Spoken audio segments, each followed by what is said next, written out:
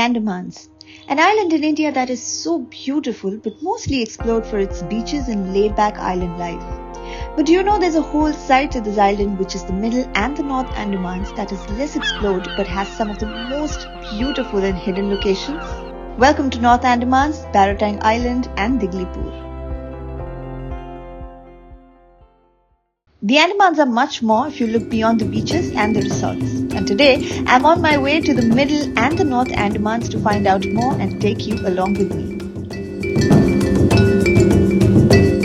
South Andamans, जैसे कि port Blair से नॉर्थ अंडमान्स जाने के लिए एक ही रोड है, called as the ATR road or the Andamans Truck Road. A long and tiring, almost 16-hour drive, but also one worth taking. इस road पे कुछ एंट्री गेट्स और चेक पोस्ट आते हैं that have specific opening timings, and so in order to make it in time, I reached the first check post at 4 a.m. पहला gate जिरकटांग village पे आता है और ये 6 बजे खुलता है. So I wanted to be amongst one of the first few cars to make it through so as to avoid more traffic. You'll find a string of food and tea stalls here while you wait.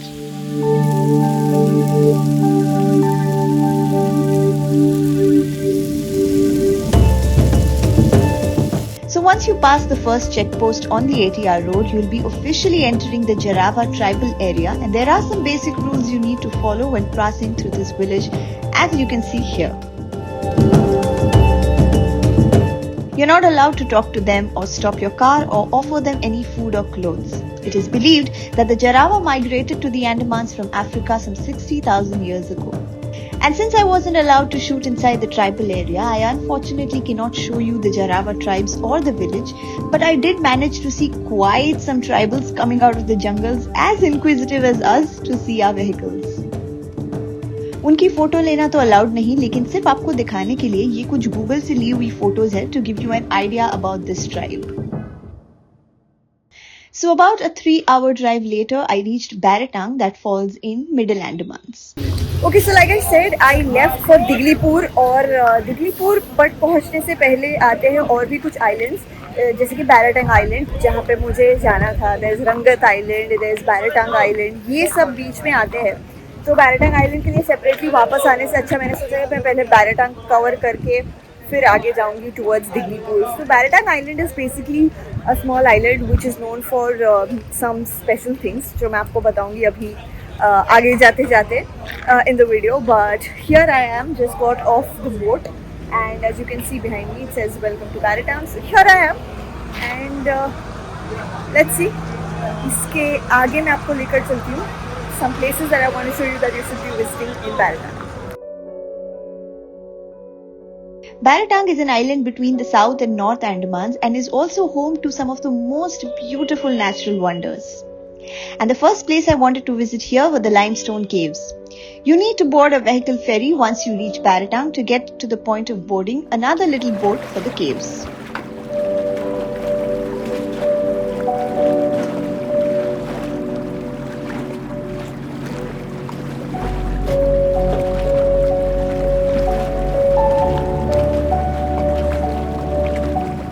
And eventually you'll be riding through the beautiful mangroves, a sight quite rare and specific to this part of the Andamans.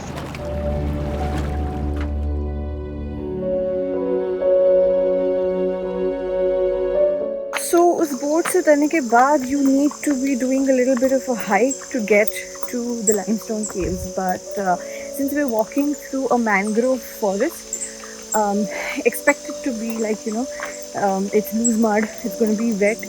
So make sure you wear appropriate footwear and appropriate clothing. I'm wearing something which is long and is dragging along, so I thought of making mention of that.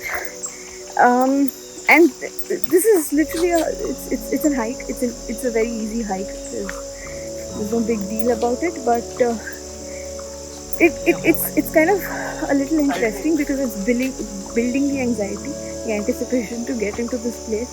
It's like I'm in an episode of Me in the Wild, but pretty interesting.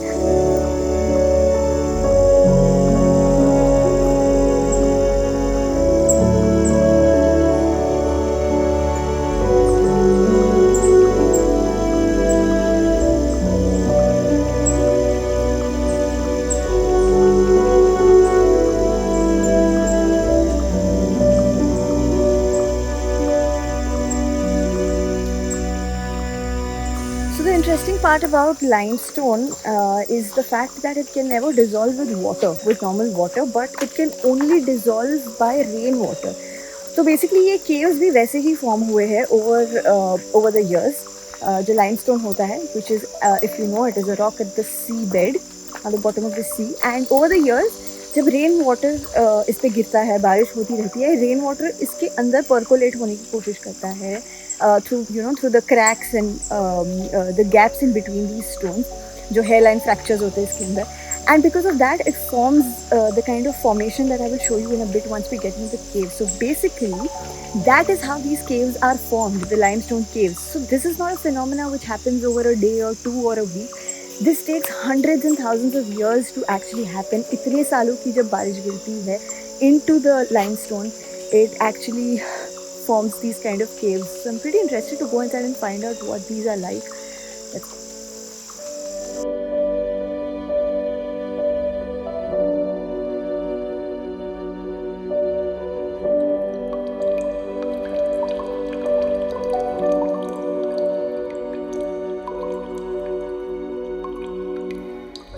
And just like I mentioned in the previous video, इस video में भी जिन जगहों में मैंने travel किया है, I did that with a company called as Way for Travels. तो अगर आपको भी आपका आइटनरी प्लान करना है या किसी के साथ ट्रैवल करना है, somebody who can organize everything from A to Z for you, then this is the company. Make sure to check the video's description for all their details and phone numbers in case you need to book a trip.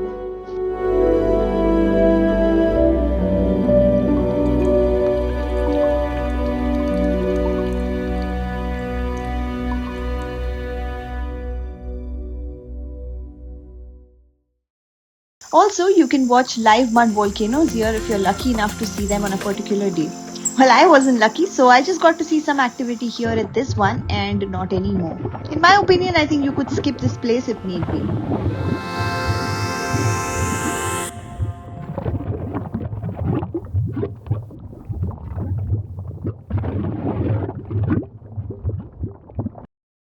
So Diglipur is pretty far from where we left. 10 hours, like I said, in the morning.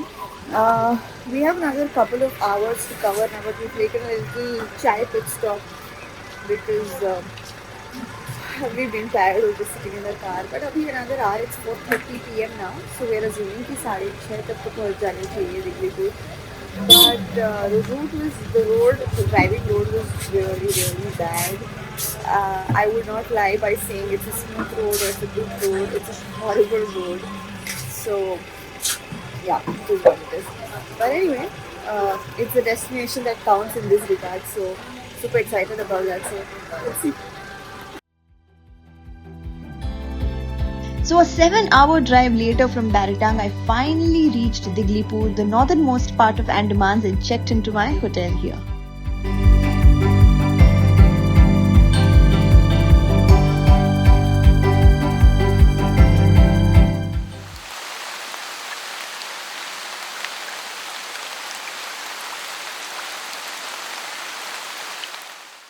And a very good morning from Diglipur. आज का मौसम थोड़ा supportive नहीं है. It has begun raining very heavily since morning. I was up like around 4-5 a.m. also, and it's been raining like cats and dogs. और हमें आज जाना है 2 islands पे that I want to show you guys. These are like literally hidden islands in Diglipur, but they are so beautiful. Virgin Island है because nobody goes there, nobody's gone there, but I really want to share it with you guys. So we're trying to figure out how to do all of that, but meanwhile मैं इनके restaurant में आई हूँ to have some breakfast and then we leave. The next morning, something mind-blowing was awaiting me, a place I'd been waiting to visit for the longest time. This is the journey of the unexplored Ross and Smith Island.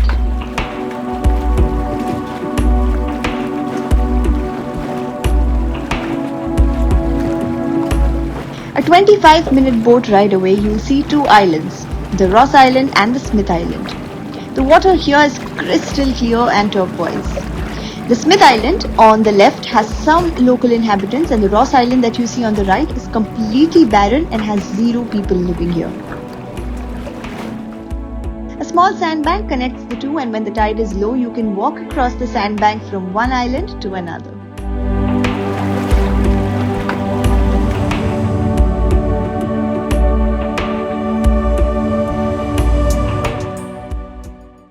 said, this is the Smith Island behind me and that is the Ross Island. अब इन दोनों islands के बीच में there is a sand bank that you guys just saw which patches the two.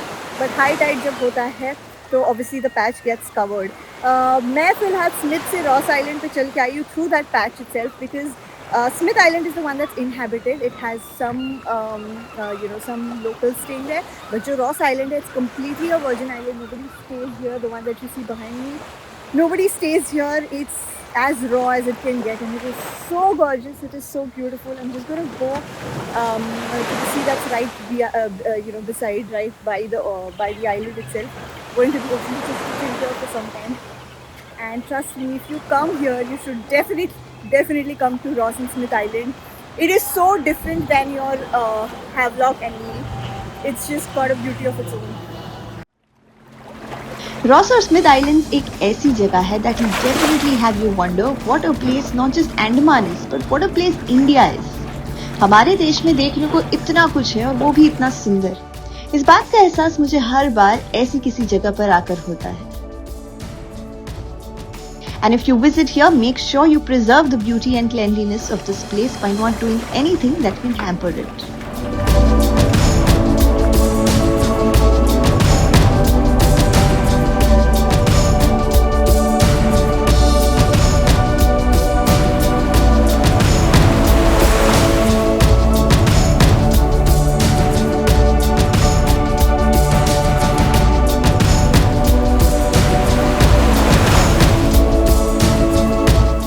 So the weather seemed to get a bit rough with the rain, so I had to move back indoors and I left for South Andaman back again that night. But before I leave the North and Middle Andamans, there's one last place I wanted to visit and show you guys.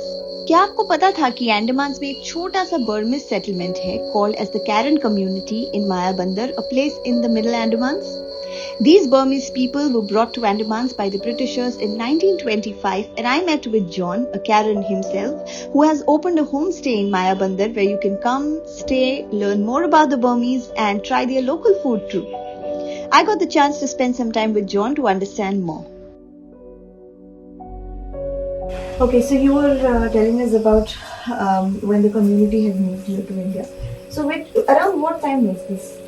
It was around 1925. 1925, when the Britishers brought the Caron community from you. They requested if somebody wanted to come and work. Mainly for forestry operations. That time intensive logging was happening here. Mm-hmm. And as an incentive, people were given land and free rations. So there was a huge set of community which came here? So initially 12 families come. 12 families. Yeah, then later on, after a couple of years, after like 1 year or 2 years, more families came. Okay. So we are still a minority community here, about 3,000 individuals in total. Okay, tell me a little bit about your community. So the Caron are actually one of the largest ethnic tribe in Myanmar. Okay. And the Caron who are brought to the Andamans are all Christians. We were brought by the Christians missionary. Mm-hmm. There are also a lot of Buddhist Caron in Myanmar. Okay. And the traditional religion over there is animism. People follow animism. Animism. Yeah. What would animism There be? people believe in spirits and all those kind of things. How many rooms do you have? I have 3 rooms. Okay. And at a time I can accommodate like 5 to 6 people. 5 to 6 people Yeah, you can yeah, accommodate. yeah. And you stay right here? Yeah, with I your stay family? downstairs. Yeah. You stay downstairs. Okay. And what about the food and so on? Food we provide this thing from the home cooked food. Yeah. Home My cooked wife food. do all the cooking. Okay. We serve the Indian as well as the traditional Caron food also. Oh, that's amazing. What is like traditional Caron food? So there'll be like different kinds of rice varieties which we brought from Myanmar. Yeah. We grow here only Rice in our rice cultivators, farm. like you Yeah, said. yeah. Okay. And we don't use any fertilizer or pesticides, all organic. Okay.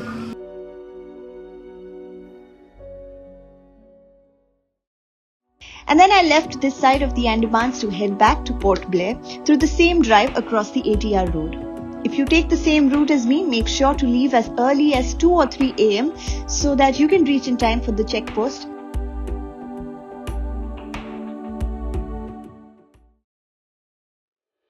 And to end my Andaman trip this time, I chose to stay at Symphony Samudra, a resort in Port Blair, to just wind down and take in all that this beautiful destination had to offer.